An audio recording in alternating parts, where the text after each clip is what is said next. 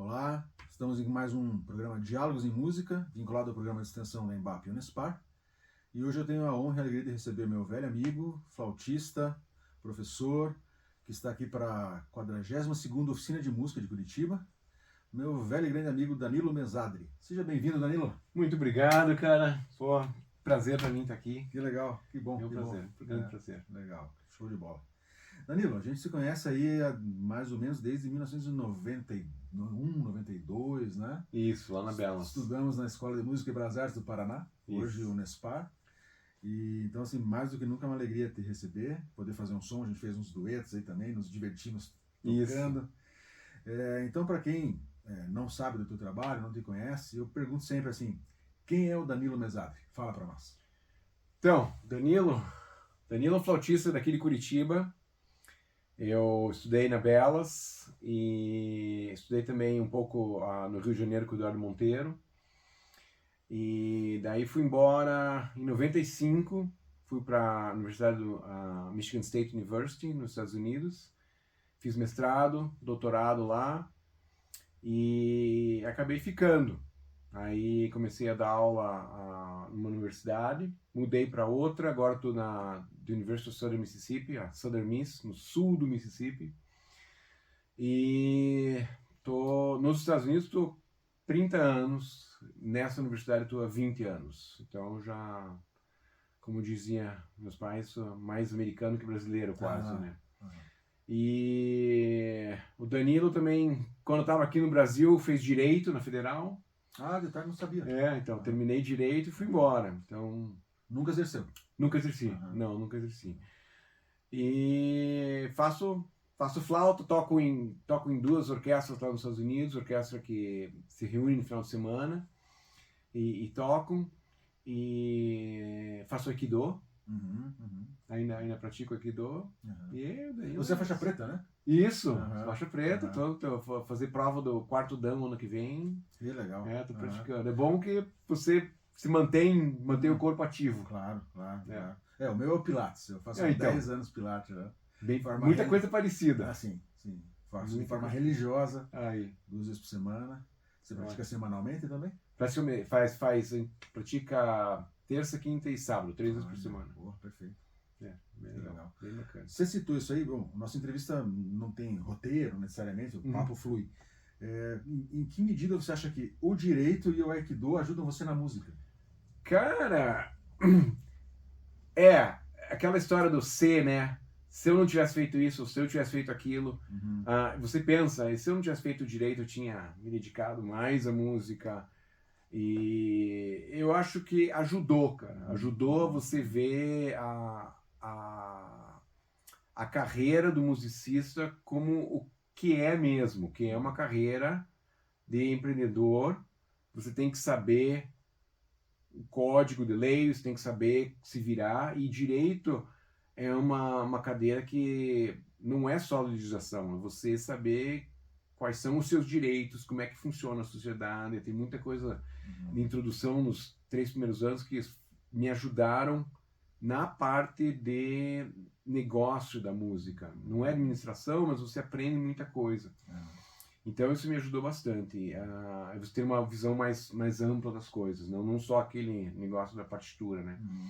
E a parte de Aikido, eu tinha feito aqui, quando estava aqui em Curitiba, por uns anos. Quando me mudei para os Estados Unidos, eu tive que parar, porque eu estava ocupado com o início do mestrado, mas depois recomecei, e me ajudou muito na parte de timing com os outros, na parte de tempo, na parte de postura, na parte de musculatura, claro, na parte de respiração, e muita coisa em arte marcial, principalmente Aikido, que você tem 2 pessoas praticando juntas e trocando. Uma vez você está atacando, uma vez você está defendendo, você tem que entender a velocidade, a força e o momento do teu oponente. Então você não pode escolher a velocidade que você vai rolar, a velocidade que você vai cair, a velocidade que você vai fazer isso, aquilo, ou a força. E é muito parecido com música, que você não tem controle total das coisas. Você está ali, como a gente fez os duetos, Você está ali com a outra pessoa, tem que estar junto, interagindo. E ali no Aikido você interage de um modo muito mais real, porque se você ficar pensando, você se machuca. Então, trabalha com uma parte do cérebro, que é uma parte mais motora e mais automática, que me abriu bastante para a música. Eliminou muito nervosismo que a gente tem quando é iniciante, né? Essa parte de arte marcial, para mim, ajudou bastante. E hoje em dia ajuda bastante com flexibilidade nos tendões, flexibilidade nas mãos. Então, para mim, é uma arte marcial que não tem impacto, né? E então ela ajuda bastante nesse tipo de manter o físico ativo. Você nunca se lesionou? Cara, quebrei coisas, assim, quebrei os 2 dedos do pé, que no tatame você enrosqueia o dedo no pé, então no tatame, na mão não, no pescoço, nada. Assim, não tem, porque não tem impacto na face, não tem nada assim. Não tem tração assim também? Exato, tem parecido com jiu-jitsu, tem as chaves, né? Mas não é que nem jiu-jitsu que você destrói o oponente, né? Ou como judô, que também tem você joga a pessoa, no judô você joga direto no chão. Então o desgaste é muito maior naquela arte marcial. O Aikido é japonês também, vem dessa tradição, mas é muito mais refinado. É uma arte marcial muito mais difícil de aprender, impossível de praticar, como qualquer arte marcial hoje em dia. Mas você pensa muito em você realinhar a ofensividade do teu oponente de uma maneira circular e apaziguar aquele movimento. Então todas as chaves elas terminam no chão com uma torção ou um estendimento, um alongamento. Então você não machuca. Na verdade, você quando termina a técnica de que você está fazendo de Aikido, você termina fazendo um alongamento no teu oponente. Então faz bem. Que legal, que interessante. E deve ter toda uma filosofia também, né? De prática. Exato. Tem as artes marciais antigas carregam, né? Exato. Tem toda a Aikido, como é uma das mais modernas, ela foi estruturada um pouco antes da Segunda Guerra Mundial, e depois, depois da Segunda Guerra Mundial, que no Japão não podia se praticar a arte marcial, o criador, ele conseguiu, fazendo lobby, né, conseguiu promover o Aikido porque é uma arte mais pacífica. E, então daí se estendeu bastante, explodiu por um tempo. Agora está mais difícil de achar dojo e tal, mas funciona. E lá nos Estados Unidos eu tenho um dojo, né, que a gente pratica Aikido, onde a faixa etária é mais ou menos nos 40 a 60 anos. Né? Tem meu filho de 13 que pratica ali, mas a maioria do pessoal é de uma certa idade, que para eles é bom. Né? Que legal, pô, muito bacana. Interessante sei lá, essa curva que a gente fez na conversa. Né? Desvio. Diferente, mas muito interessante. Mas assim, voltando para a música agora, digamos, pensando em quem está assistindo, os alunos, estudantes e tal, a sua trajetória na flauta, como é que ela se construiu em termos de montagem de técnica, de trajetória, até chegar onde você está hoje, desde quando você começou ali na Escola de Música e Belas Artes? Como é que se deu essa trajetória? Então, eu comecei no preparatório da Belas Artes, muito cedo, e como vários alunos iniciantes, como meu filho, assim, pratica nada, né? Vai ter aula, vai estudar um pouquinho e tal. E desenvolvi um pouco de técnica. O meu professor, o Luiz Pedro, tinha uma paciência enorme comigo.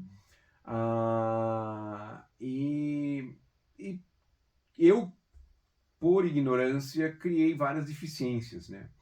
E só depois, com 16, 17 anos, quando eu comecei a pensar na flauta um pouco mais seriamente, eu comecei a ver o que precisava fazer.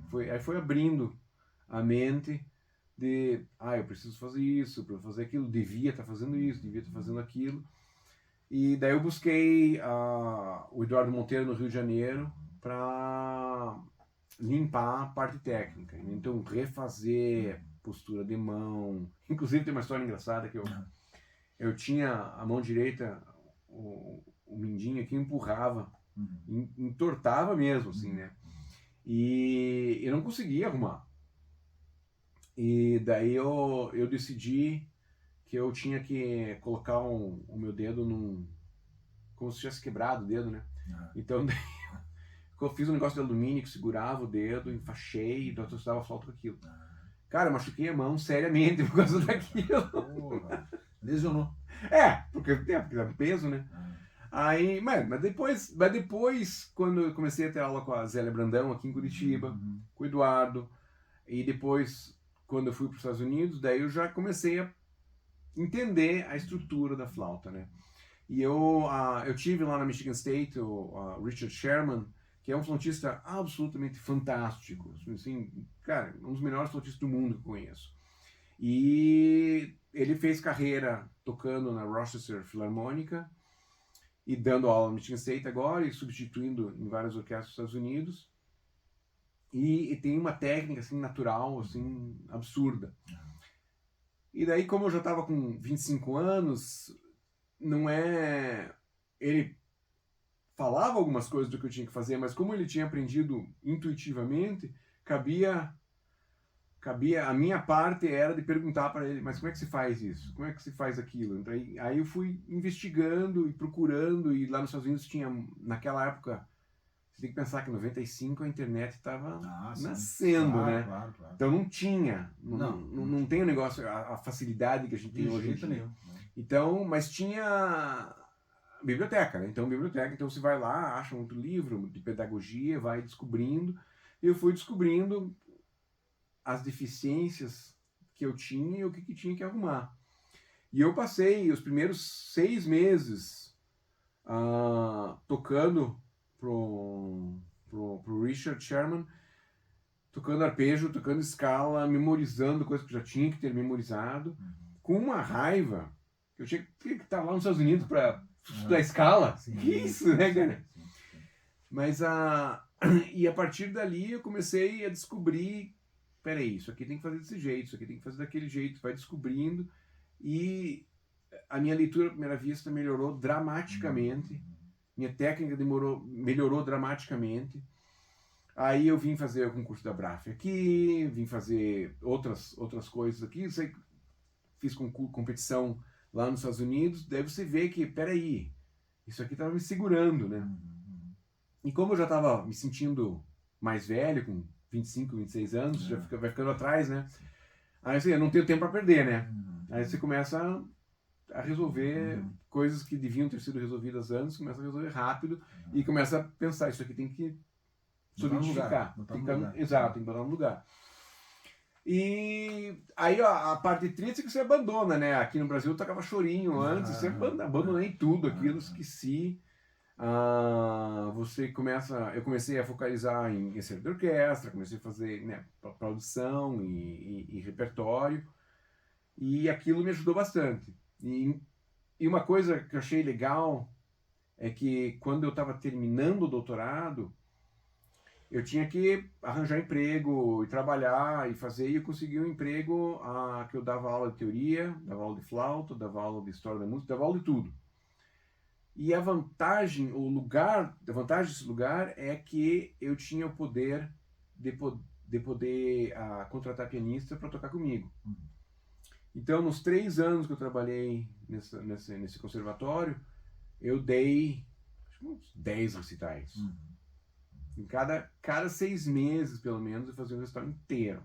Então eu fui juntando um repertório, tocando com gente profissional, ensaiando no conservatório lá, e isso me deu uma abertura enorme de repertório. Cada vez com pianistas diferentes? Cada vez diferente, repertório, tudo, sempre repertório diferente. Sim. Então daí na época que esse emprego expirou, que eles queriam daí que eu regesse a banda marcial, que daí já estava completamente fora do da minha especialidade.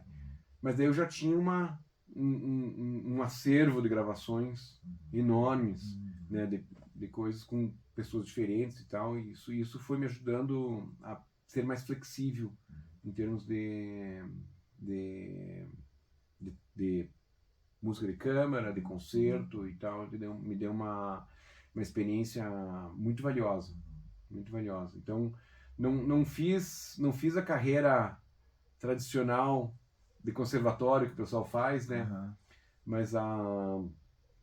Mas eu acho que me ajudou a ser um músico um pouco mais flexível, né? Eu toco no conjunto de música contemporânea, faço orquestra, dou aula, faço recital, não faço música barroca, isso eu não consigo fazer, né? Mas o repertório de flauta eu consigo fazer quase tudo, então isso ajuda bastante. E como é que foi para você conseguir esse emprego na universidade?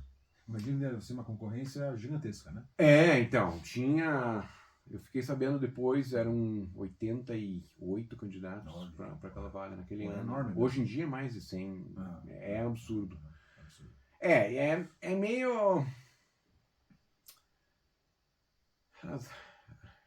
É meio loteria, né? Você tem que estar no lugar certo, na hora certa. Com as pessoas certas também. Exato. Então, eu tinha esse acervo de gravações, então, naquela época ainda você mandava o CD, né? Então, eu imprimia CD, eu imprimi bonitinho, mandei, naquele ano eu fiz audição para várias universidades, e tinham 4 naquela época que estavam abrindo, que era só flauta, e essa era uma delas. E mandei, deu sorte de me chamarem para uma entrevista, fui lá, fiz entrevista, toquei o recital, e eu tava bem preparado, né? Assim, tem que estar super bem preparado. Eu já tinha feito uns entrevistas para outros empregos, já tinha feito entrevista lá na Michigan State, meu professor ensinando. Uma coisa que foi bem legal, que eu estava fazendo a masterclass na Michigan State, só para treino mesmo, né? E os meus colegas, ou esse pessoal que entrou um pouco antes, né? Um pouco depois de mim, tocando, e você fica meio com receio de falar, né? E a minha professora falou, não, você não pode tocar desafinado, não pode tocar errado, né? Então você arruma isso, e arruma na hora. E você, claro, que seja gentil, positivo e tal, mas você não vai dizer que tá bom quando tá ruim. Porque daí o pessoal que tá te escutando na entrevista, vão ver, peraí, esse cara, será que ele sabe que tá desafinado? Não sabe, entendeu? Então isso foi uma grande ajuda. E às vezes o mecanismo da sorte, por exemplo, lá no Sul, quando eu fui fazer a entrevista, eles chamaram lá contrataram uma catering, que chama, comida para vir para entrevista, para a gente não perder tempo e tal. Então, enquanto você almoça, você já está meio que entrevistando, o pessoal vem te visitar para conhecer e tal. E ali no Sul, eu não sabia, eles comem muito red beans and rice, aquele arroz, aquele feijão paulista, vermelhinho assim, e arroz e tal. Fazem um pouquinho diferente e tal, mas é mais ou menos parecido, né? E onde eu estava em Michigan, faz 10 anos que eu não via esse tipo de coisa.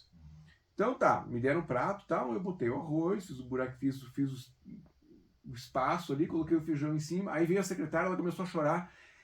A gente tem que contratar esse cara. Ele sabe comer arroz com feijão. Aí eu falei, pô, no Brasil é assim que a gente come, né?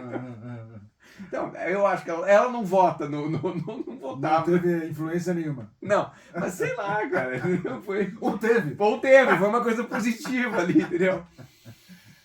Mas e uma outra coisa que eu não precisei fazer isso nesse emprego, que é dedicação exclusiva na flauta, mas eu tinha bastante cancha de música, de teoria, de música de história da música, que eu tinha feito no outro emprego. Então eles perguntavam, se precisar fazer, você sabe fazer isso? Eu falei, sei, né? E então acho que aquilo ajudou. O fato de, na Masterclass, eu ter vindo com essa bagagem de saber arrumar os meus próprios problemas.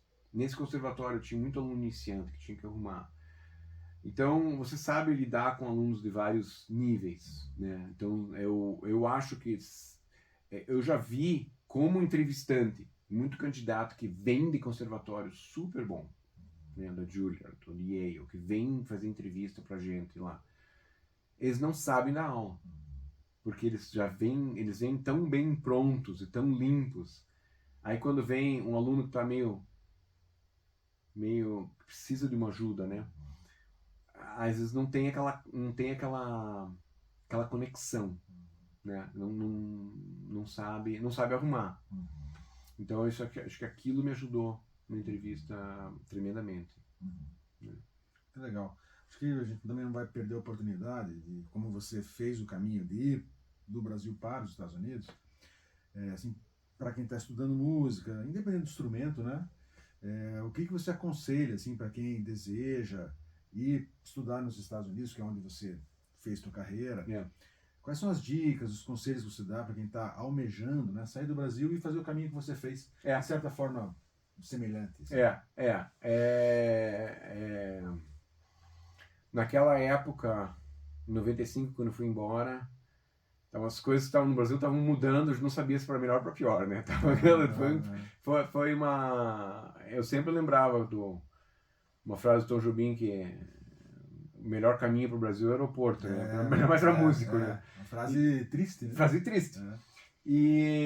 Então você tem que ter coragem, porque você vai... Hoje em dia está mais fácil de ir e voltar, tem muito mais contato com a internet, então você tem convívio, né? Então a distância fica um pouco menor. Verdade. Mas a língua é o fator número um. Número um. Que no caso dos Estados Unidos seria o TOEFL, né? O TOEFL, tem que fazer o TOEFL. Hoje em dia já tem outros tipos de testes. Tem até um teste do Duolingo agora, que não sei como é que funciona, mas é domínio da língua. Quando eu fiz a minha prova aqui, eu fiquei 3 pontos abaixo da nota da citação, mas deixaram eu ir. Eu fui, aí eu tinha que ter aula de flauta, tocar na orquestra e ter 6 meses de um curso de inglês escrito. Então me atrasou um pouco no mestrado, né? E eu fui lá reclamar, com o meu inglês tudo torto, né? Aí eu falei, eu tirei 500, não sei quanto, não sei o quê. Daí a secretária lá falou, a nota que você tirou, que é muito boa, é 3 pontos abaixo do mínimo. Você vai fazer essa aula. Aí eu aprendi o quanto que eu precisava melhorar. Então, mas que é uma coisa também rara deles terem te aceitado, né? Então, porque ficou ali. Dei sorte. Mas talvez muitos lugares não tivessem aceitado. Não aceito. Não aceito. Então, o domínio da língua é super importante. Outra coisa é, ali nos Estados Unidos, como em muitos países, a organização é enorme e o respeito à organização é super importante. Então, às vezes, você chegando no ensaio na hora, você estando bem preparado, você não precisa nem ser grande coisa, mas eles respeitam aquilo, né? Eu respeito pelo outro, pelo tempo, né? Às vezes, o que eu notei, claro, existe mais dinheiro. Hoje em dia, não é tanto, mas o dinheiro nem é tão importante. O que é importante é organização e ser proativo. Eles bem pragmático, é um país bem pragmático. Tem problema, vamos resolver, como é que se resolve isso, como é que se resolve aquilo. E então não tem aquela dependência de achar quem que vai resolver isso. Se tem algum problema, você tem que resolver. Né? Você meio que tem que ser uma pessoa muito mais ativa nesse tipo de coisa. Então cria uma certa... ou cria ou não. Se você não tiver, é difícil de criar, mas ele fomenta uma certa visão empreendedora do musicista. Que por isso que muitas coisas funcionam lá, né? Funciona em outros países também, né? Não sei se os Estados Unidos é melhor ou pior que outros lugares, porque quando se faz uma carreira, não tem como voltar e começar a fazer outra, né? Claro. O velho CCC, né? Eu fizesse mas e ainda nesse tema, assim, Como é que existe o programa de bolsas? Ele ainda tem? As universidades todas têm, oferecem ou não? Só algumas? Existem ainda bolsas integrais? Como é que é esse projeto de bolsa? Então, isso aí depende da necessidade da universidade. Depende da universidade, depende da necessidade da escola de música também. Eu já explico isso em mais detalhe, mas tem uma história, quando eu estava terminando o doutorado, aí eu queria sair da Michigan State para gastar mais tempo estudando e tal, e ia ser, como é que era, uma aposta meio perigosa, né? E daí fui falar com o maestro da banda para falar, olha, cara, eu acho que eu não vou precisar da bolsa esse semestre, eu quero me dedicar mais para estudar e tal. Aí ele ficou olhando assim para mim bem sério e falou assim, você não está entendendo como é que funciona aqui.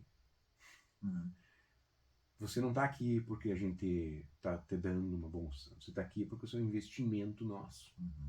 A gente quer que você toque nesse ensemble porque você toca bem, e não interessa se você está tirando a oportunidade de outra pessoa. Você é o nosso investimento. A gente acha que você vai conseguir um emprego logo, então por isso a gente está investindo dinheiro em você. Não é porque nem porque a gente gosta de você. Claro que se não gostar fica mais difícil, né? Claro. Aí mudou completamente o jeito que eu pensava que é esse negócio de bolsa. Né? Então não é um sistema de caridade lá nos Estados Unidos, é um sistema de investimento. Claro, se você é milionário e não precisa de dinheiro, eles não vão dar, nem que você seja super talentoso. Se você é miserável, mas não é bom, eles também não vão dar dinheiro. Vão fazer você pagar a universidade, fazer empréstimo e depois vai sofrer. É meio perverso às vezes. Entendi. Então, por exemplo, bolsa integral para flauta no preparatório e na graduação é raríssimo. Nos 20 anos que eu dou aula lá, eu consegui 2 alunos que eram super fantásticos, assim, absurdamente fantásticos. Um deles veio até sem instrumento e a gente comprou um instrumento para ele. Mas são 2 em 20 anos. Né? E a nacionalidade deles? Não interessa. Não interessa? Não, pode vir de Marte. A gente arranja a bolsa. Ok. Entendeu? Agora, se você toca viola, sabendo segurar a viola no lado direito e o arco, você consegue bolsa. Porque precisa. Então, a viola é só um exemplo, não é um único, mas a instrumento de cordas ali na minha universidade precisa bastante. Olha só. Então, daí eles conseguem bolsa integral para aluno de graduação. Pós-graduação, daí já é diferente. Então, daí pós-graduação é muito mais tranquilo, mestrado, doutorado. A gente precisa, a universidade treina esses alunos de pós-graduação. Então, sempre tem uma bolsa que cobre os custos da universidade, cobre a grande parte do seguro-saúde e ainda dá um saláriozinho para o aluno se virar um pouco. Não cobre tudo, mas cobre quase tudo. Então, para aluno que está lá nos Estados Unidos, cobre, como eles já estão lá, né? Fica mais fácil. A família ajuda um pouquinho e tal, né? Fica mais fácil. Para aluno estrangeiro é um pouco mais difícil. Mas funciona. É muito, muito melhor que em muitos outros países. Né? E também é super competitivo, mas sempre tem essa possibilidade. Né? E então esse é o caminho. Você tem que saber inglês, normalmente pós-graduação.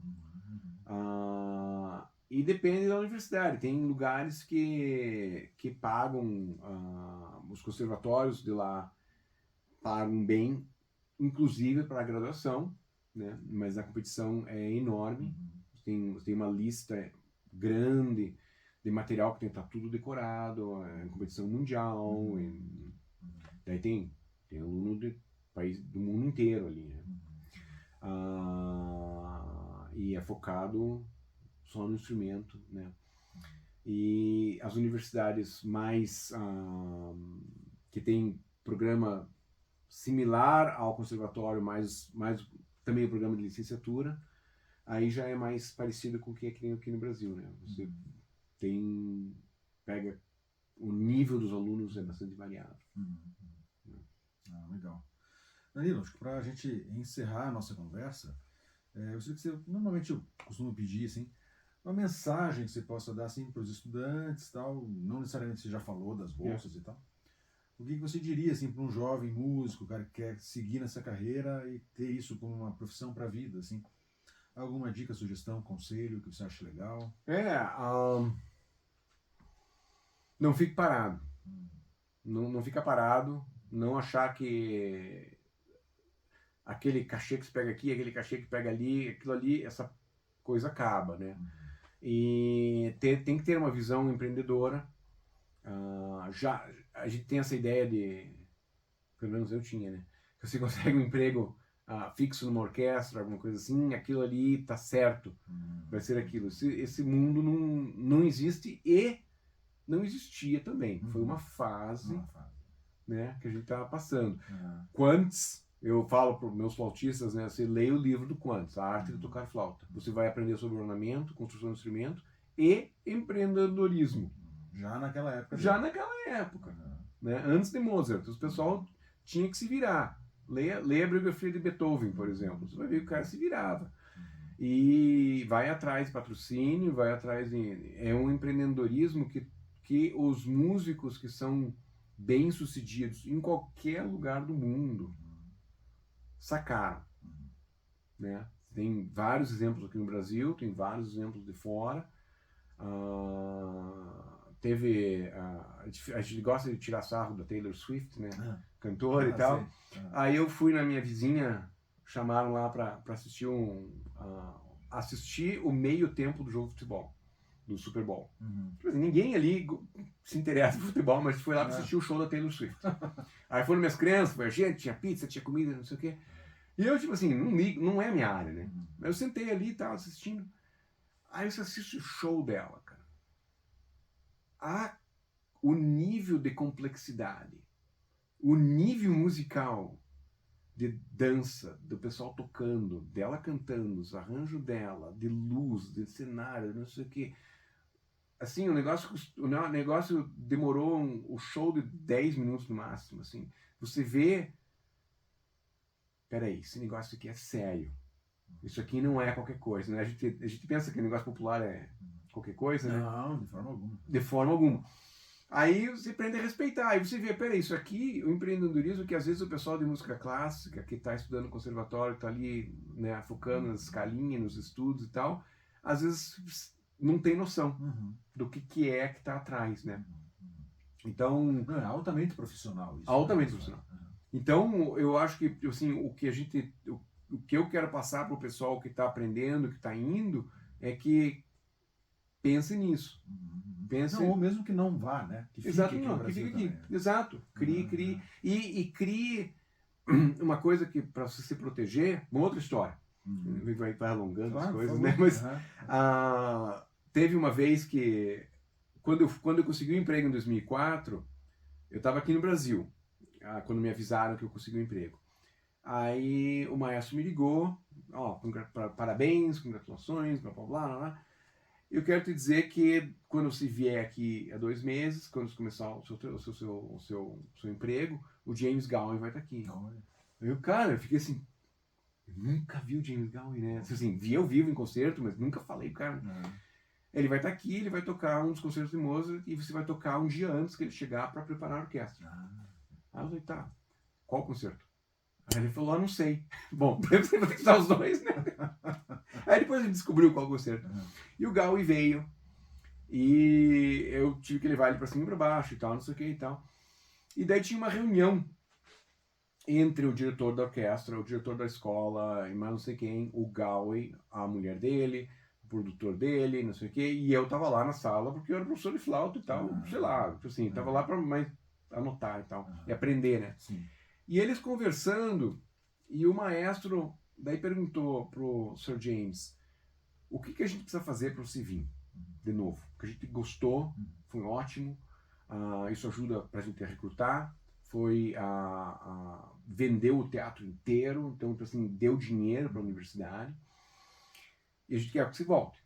Né? Aí o Gowie falou, ó, o concerto foi ótimo e tal.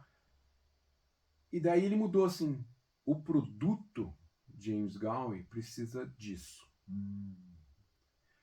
Cara, aquilo me deu uma luz. Eu pensei, peraí, cara, ele separa a pessoa dele do produto que é o flautista. E às vezes a gente está estudando, principalmente quando as coisas não dão tão certo, né? Isso aqui tá errado, isso aqui tá errado, isso aqui tá errado. E você começa a se autocriticar e se autodestruir. Porque eu, Danilo, sou flautista, mas eu, Danilo, sou o Danilo. Mas tem o Danilo flautista, não é a mesma pessoa. Isso tem que meio que separar. Porque às vezes você vai tocar um concerto, dá tudo certo, às vezes não dá certo. Aí você tem que pegar e pensar, peraí, o que eu tenho que arrumar aqui para esse produto funcionar? E é uma coisa que o pessoal que trabalha no popular ou nesse alto nível popular saca rápido, né? Alguns não conseguem sacar e eles viram a persona que eles estão investindo. Por exemplo, sei lá, Michael Jackson, por exemplo, né? O cara é super talentoso, ele virou aquele negócio que era o produto que ele vendia e o cara fica louco, né, cara? Sim. Se destrói, né? E muito musicista se destrói. É uma coisa que atores sofrem mais, né? Claro. Que você se mistura com a persona.